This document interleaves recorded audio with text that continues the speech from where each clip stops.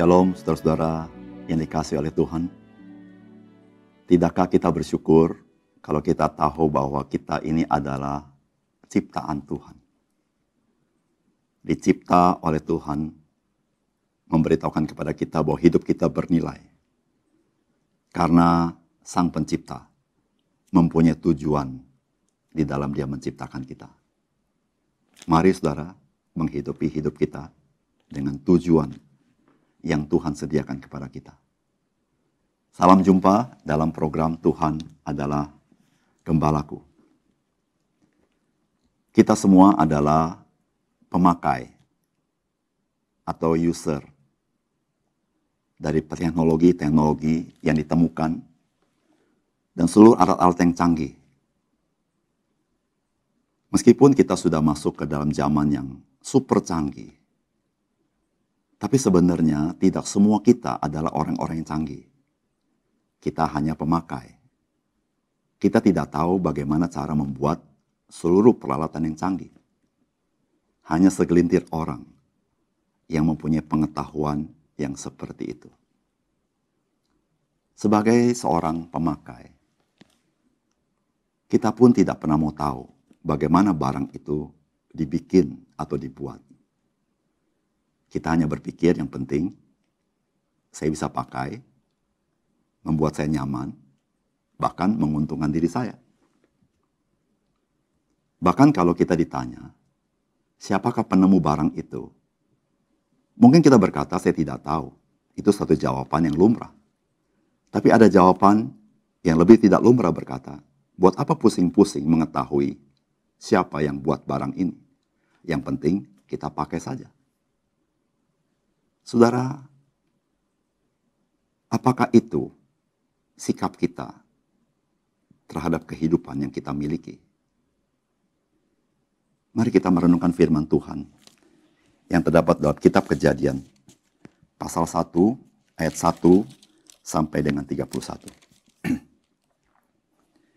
Pada mulanya Allah menciptakan langit dan bumi. Bumi belum berbentuk dan kosong. Gelap gulita menutupi samudera raya, dan roh Allah melayang-layang di atas permukaan air. Berfirmanlah Allah, jadilah terang, lalu terang itu jadi. Allah melihat bahwa terang itu baik. Lalu dipisahkannyalah terang itu dari gelap. Dan Allah menamai terang itu siang, dan gelap itu malam. Jadilah petang dan jadilah pagi, itulah hari pertama. Berfirmanlah Allah, jadilah cakrawala di tengah segala air untuk memisahkan air dari air. Maka Allah menjadikan cakrawala dan Ia memisahkan air yang ada di bawah cakrawala itu dari air yang ada di atasnya. Dan jadilah demikian. Lalu Allah menamai cakrawala itu langit. Jadilah petang dan jadilah pagi. Itulah hari kedua. Berfirmanlah Allah, hendaklah segala air yang di bawah langit berkumpul pada satu tempat, sehingga kelihatan yang kering. Dan jadilah demikian.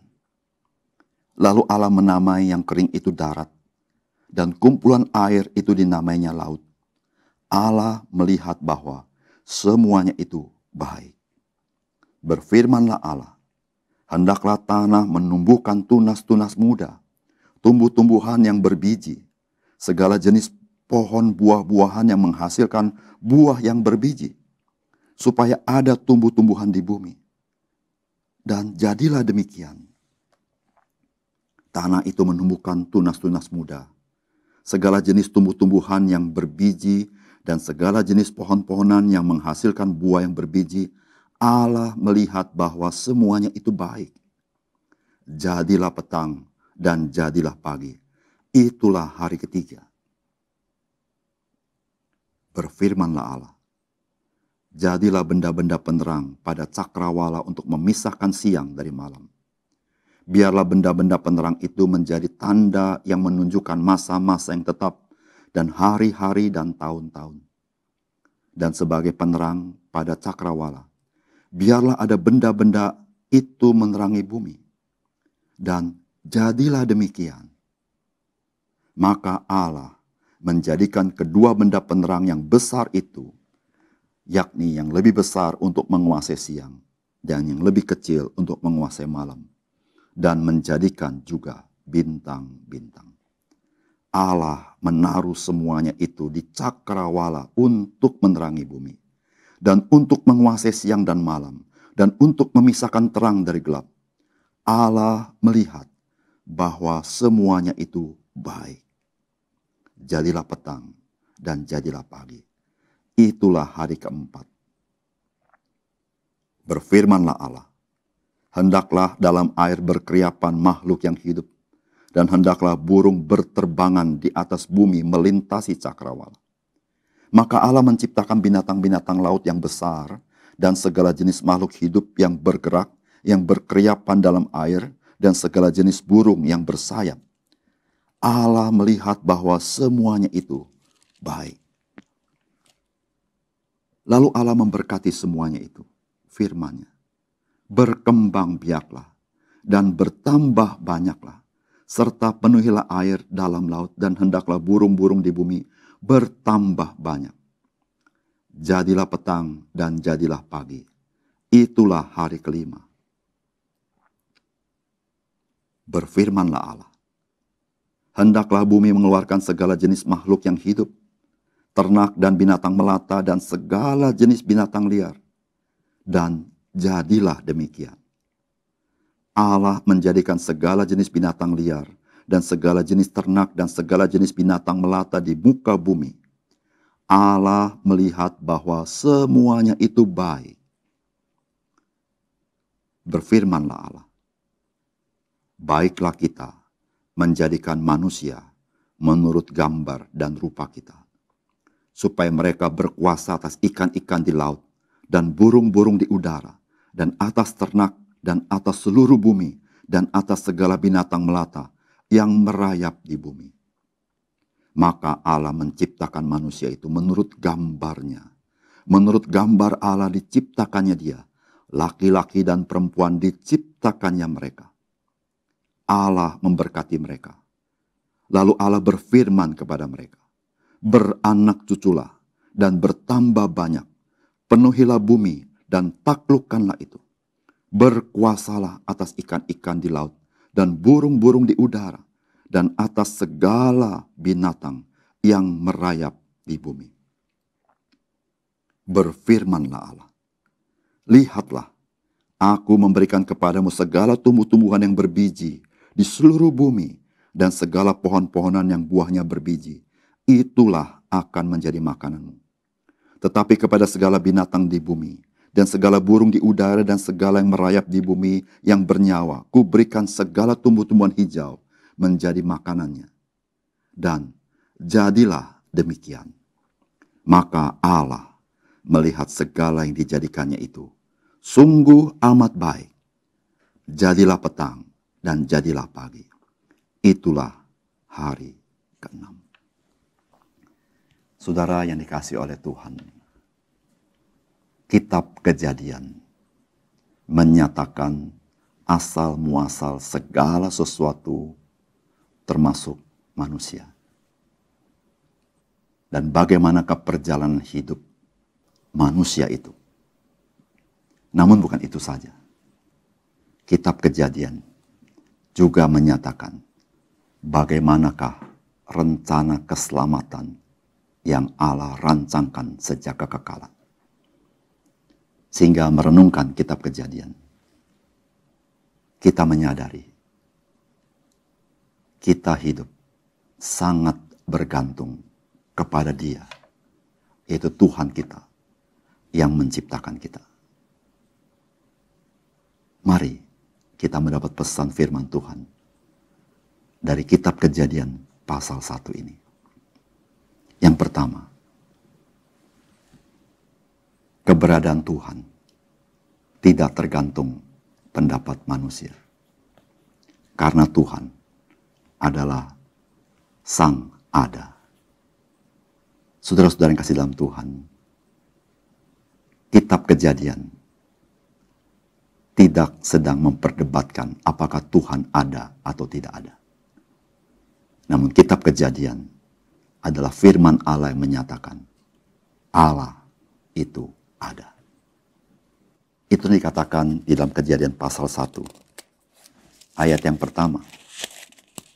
Dikatakan oleh firman Tuhan, pada mulanya Allah menciptakan langit dan bumi. Saudara-saudara, kitab Kejadian menceritakan asal muasal segala sesuatu. Dan asal muasal segala sesuatu bergantung dari yang ada, yang tidak pernah harus diadakan, karena dia selalu ada, yaitu Tuhan itu sendiri. Segala sesuatu yang ada bergantung kepada Tuhan. Kalau Tuhan tidak mengadakan, segala sesuatu tidak pernah ada. Dan segala sesuatu yang ada tidak pernah mengadakan Tuhan. Karena Tuhan, dia adalah yang sang ada. Dia penyebab dari segala sesuatu yang ada. Sehingga yang diadakan tidak bisa mengadakan yang ada.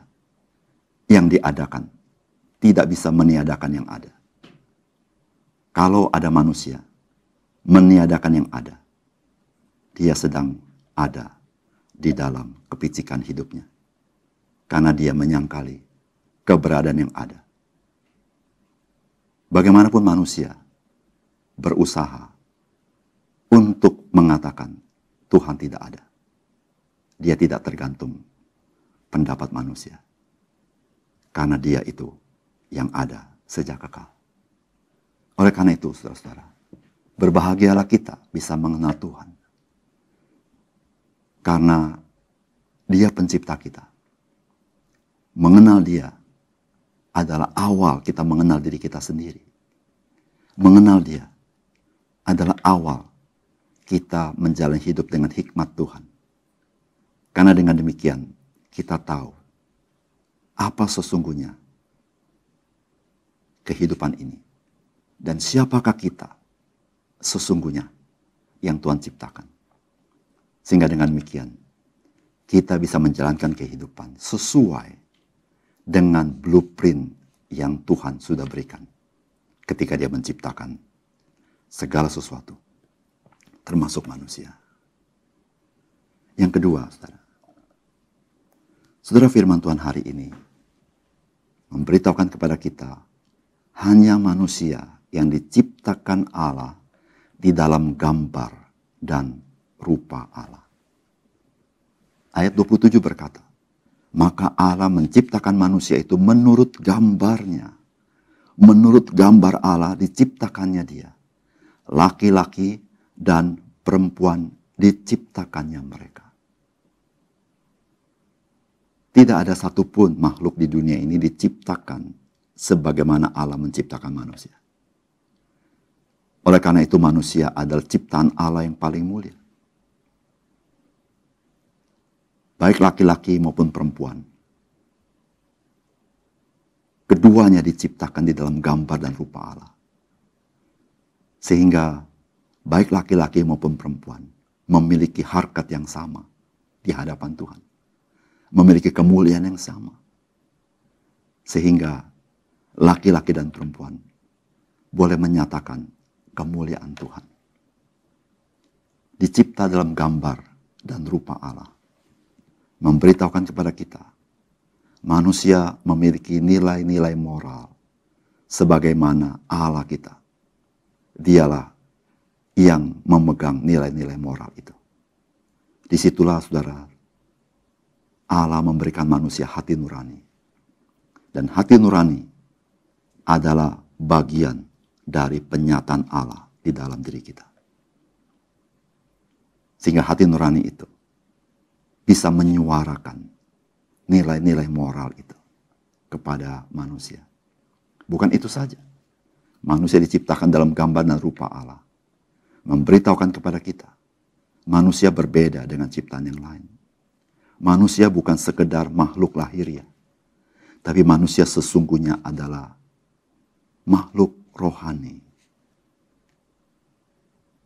Artinya apa? Saudara, manusia tidak pernah bisa hanya dipuaskan dengan kebutuhan jasmania. Kebutuhan jasmania bisa berkelimpahan, tetapi manusia tetap dalam kekosongan yang luar biasa. Karena manusia bukan sekedar makhluk lahiriah, tapi manusia adalah makhluk rohani yang hanya bisa dipuaskan ketika Allah mengisi kekosongan hidupnya. Saudara yang kasih dalam Tuhan, manusia yang normal adalah manusia yang bersekutu dengan Tuhan. Manusia yang tidak normal adalah manusia yang menjauh daripada Tuhan. Kenapa disebut normal? Karena kita dicipta dalam gambar dan rupa Dia. Gambar dan rupa Dia artinya saudara dan saya. Kehidupan yang normal adalah saudara bersekutu dengan Dia. Saudara memiliki kedekatan dengan Dia. Ketika saudara dan saya tidak hidup di dalam kedekatan dengan Tuhan, kebergantungan dengan Tuhan, sesungguhnya saudara tidak sedang menghidupi kehidupan yang sebenarnya. Karena sebenarnya kita dicipta dalam gambar dan rupa Allah. Biarlah persekutuan kita dengan Tuhan yang begitu dekat membuat kemuliaan Tuhan nampak dalam hidup kita. Baik kebenarannya, baik kasihnya, baik kebaikannya, ataupun keadilannya. Yang ketiga, saudara, firman Tuhan hari ini memberikan pesan bahwa Tuhan yang mencipta juga adalah Tuhan yang memberkati ciptaannya. Saudara, itu yang dikatakan di ayat yang ke-22 dikatakan, lalu Allah memberkati semuanya itu. Firman-Nya berkembang biaklah dan bertambah banyaklah. Kemudian di ayat yang berikutnya, ayat 28 dikatakan, Allah memberkati mereka, lalu Allah berfirman kepada mereka, beranak cuculah dan bertambah banyak, penuhilah bumi dan taklukkanlah itu. Saudara, seringkali kita berpikir, kehidupan di dunia ini berjalan sebagaimana biasanya. Semua itu berjalan otomatis. Semua itu bisa berlangsung karena kelebihan manusia, kepintaran manusia.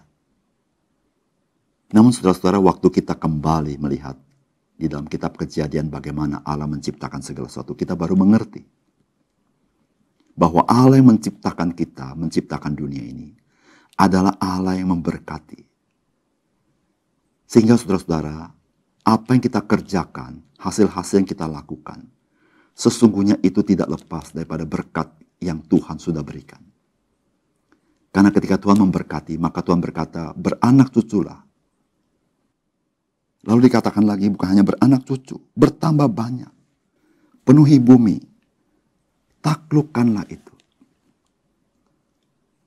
Saudara-saudara yang kasih dalam Tuhan, kata menaklukkan bumi itu artinya manusia diberikan berkat oleh Tuhan untuk mengeksplorasi kebenaran-kebenaran yang Allah simpan di tengah-tengah dunia ini.